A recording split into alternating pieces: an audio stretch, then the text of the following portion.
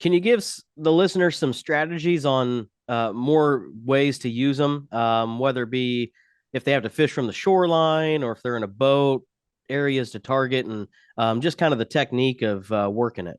Yeah, absolutely. Like I said, we have two sizes, 2 inch and inch and a half. And I'll start out, this time, the time we're in right now, crappie are starting to stage up on points outside of coves, the mouths of coves, and we're using a 2 inch bait right now because they're hungry.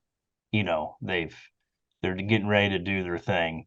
And then once we get into post spawn, I'll still use the 2 inch bait.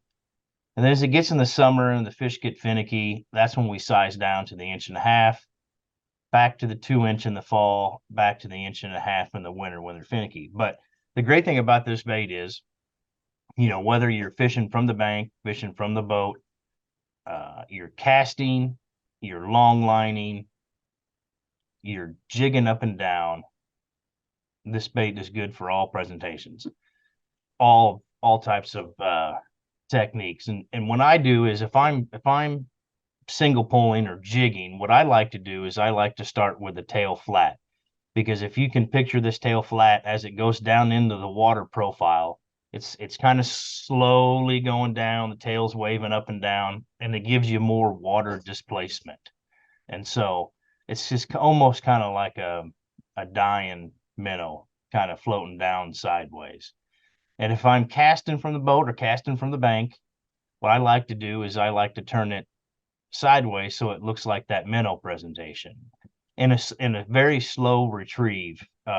Sometimes when the fish get finicky, the slower the better.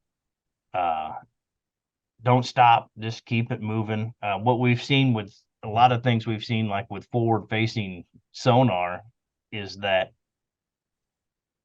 sometimes when we're jigging up and down, in certain places, you got to keep that bait just dead still.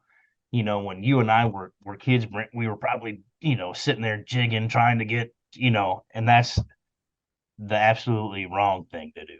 You know, how many minnows do you see? If you think about how many minnows, you think are just jumping around up and down like that? You either keep it still, or we have a lot of great success with a slow, steady retrieve. Flip it out there in a slow, steady retrieve. And what we see is sometimes they'll follow that thing all the way to the boat before they bite. But just a nice, slow retrieve works a bunch. If we can't, especially when we're jigging, if we can't catch them jigging, you drop it in there and then start reeling, and bam, like that, you can get an instant bite. And another great thing with this bait, I talk about mermaid and minnow, is you can take a pair of scissors and cut a V out of this tail and give it a little more action and give it a third profile.